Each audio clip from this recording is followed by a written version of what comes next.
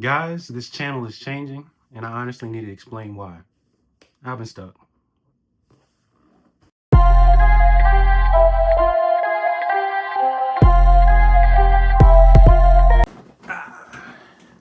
All right, so if you guys caught the first part of the video, you know this channel is going to be changing a little bit. But first off, I would like to say each and every one of you guys who's stopping by the channel, I appreciate you stopping by and checking me out. I know I haven't been updating the channel very much recently, but a lot of stuff's happened in the last year, and I'm gonna try to get into it in this video. But just to stay on topic from what I was saying at the beginning of the video, I just want to let you guys know that it's in my heart to say that I believe I've been operating below my standards for the last couple of years, for a very long time, most of my adult life. And it's not because that I'm not capable of doing better, but it's because I oftentimes overanalyze, create case study scenarios of what could happen, and none of it happens, and I end up being stuck, immobile, not doing anything, and it affects me professionally, socially, financially. And this past year, I decided I was going to change that, and I decided I was going to start applying to data analyst roles. I've been doing the data analyst career path for a while now, for the last couple of years, working with Python, SQL, building dashboards in Power BI, and dealing with Excel and Tableau, and yeah. And I also told myself that I was going to get my real estate license last year. Um, I did none of those things. And like I said, last year got real dark. Real dark. It's I've lived in depression for most of my life, but last year it got really bad because, you know, everybody's not an adult probably watching this, but professionally, I love my job, and I've loved all the jobs that I've had because I love teamwork, whether it be a high velocity of or high volume of work or whatever like that, or a little volume of work. I just love teamwork. That's the thing that I've learned now that I'm 35 years old, is I love the continuity of a group of people coming together every day and without fail getting a task done and doing it well. That's what I appreciate about work. I mean, if there is something, 'cause I mean, at the end of the day, we all work so we can live.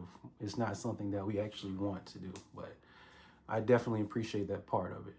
But getting back on topic, um, so none of that stuff happened for me last year, and it made me reevaluate everything that I've been doing, and it just made me reflect and think about things. And I just realized that I have a self esteem problem, and I've had it for a very long time. Uh, I There's this one story. I used to be a college athlete. I played for Florida A&M University. I came in as, I would like to say, as a pretty highly recruited player. I had over 30 offers coming out of junior college, but I was an idiot in junior college and ended up losing a lot of those. And FAMU came around and in the last hour and offered me a scholarship, and I signed there. And being the idiot young guy who really needed a mentor, I I lacked self confidence, but at the same time, I was this big football player that had all these scholarships and was supposed to come and replace a guy who actually made it to the NFL. And yeah, but anyway, the story is my first year there at FAMU. One of my coaches, Coach Fuller, was a great coach, great guy, great inspirer, great team leader, great leader of men. He told me to come over to him during practice one time because I was sucking at practice at everything for football at FAMU. I'm not gonna lie to you. This is the first time I'm actually talking about this other than to my family, but yeah. I wet the bed when I was there, and Coach Fuller could tell, all the coaches could tell. And during that practice, he told me to come up to him, and he told me basically, he's like, hey, when we recruited you here, you look nothing like you did on your highlight tape. You look uninspired. You don't. Not to get too deep into what that conversation was about. He offered me a chance to reach out to a former Hall of Fame player that was one of his teammates for the Minnesota Vikings. Um, Actually, one of my biggest inspirations and idols that I looked up to, John Randall. He played for the Minnesota Vikings. Like I said, he's a Hall of Fame football player. Played the same position as I did, same size and everything like that. So him and Warren Sapp were the guys that I looked at growing up, and it was blew my mind that he actually, and it was honestly part of the reason that I came to FAMU was because I saw that most of the coaches there were former NFL players, and I saw that Coach Fuller actually played for the Vikings, and I was like, it would be so cool if he played with John Randall, because I saw he played for the Vikings at one point in time, and it all came up to this point to where he offered me to get John Randall's number and to talk to him and see if he could help me get through the slump that I was going in through. And it was at this point, I want you guys to guess what I did. What would you do in that moment where if you were a football player, college football player, your junior year, hoping to go to the NFL, and one of your college coaches that used to be an NFL player that knows what it takes to get to the NFL tells you, hey, I got your idol's number on speed dial. You can talk to him anytime. What would you do? This is what I did. I said no, and I walked away. That moment has haunted me my whole adult life. Every time that something bad happens or something not in my favor happens, I go back to that moment and wonder, it's like, what would have happened if I changed, if I would have did what I wanted to do instead of saying what I said, and thinking about the reasons why. And that's what led me to realize, and part of the case studies to realize that I have a confidence issue.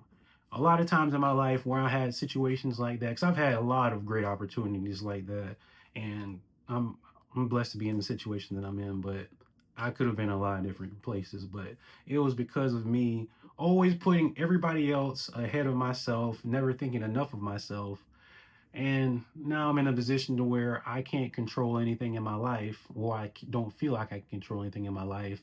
I'm on. It feels like I'm on everybody else's time, and like I said, everything came into fruition or came to a head last year when the dog days of work, things aren't going right. Um, you got these goals you set. It's a month away from the end of the year. You've been applying to over 100, 200 jobs. You realize that you don't have all the experience that people want for junior level or entry level data analysts, even though, like, where do you get data analyst work experience if you can't get a entry level role as a data analyst or a software dev or anything like that. So yeah, it was bad last year. Yeah, but I will say I could have sunk or swim, and I decided, just like every other time, that I was going to pick myself up and I was going to swim, and I'm gonna get all this off the muscle. That's what I told myself. So what I did starting in January, well, starting in December, surprise, I'm pretty much, I'm not going to say, because by law I can't say I'm a real estate agent yet, but I'm pretty much done with the course. I've got all my paperwork in. Hey, holla at your boy in a couple of months. But anyway, I got that going for myself. Pretty much done. But the only reason I can't say that I'm a real estate agent yet is because I am currently in school right now at WGU, Western Governor University, woo woo 27. Let's go. Um, as a software engineer. So I'm already heading into my third course right now. It's middle of February. I'm very excited about that.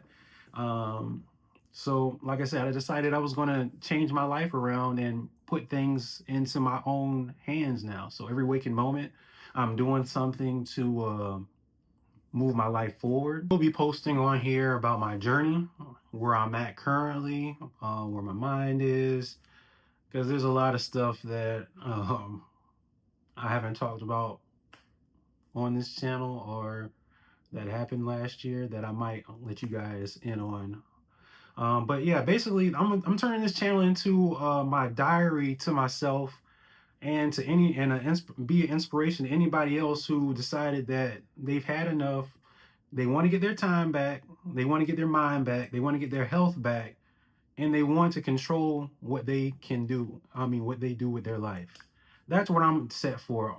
My only goal through all of this is to get my freedom back, get my mental health back, get my wife from driving on I-4, to create a safe environment for my future kids. I don't know, just get my power back, man. Anybody who wants to get their power back and doesn't know how, just come watch one of my videos, man.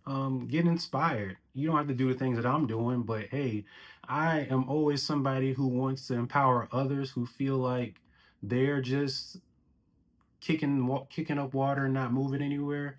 Come follow me, man. We're in this together and we're going to level up. Let's level up together. More life.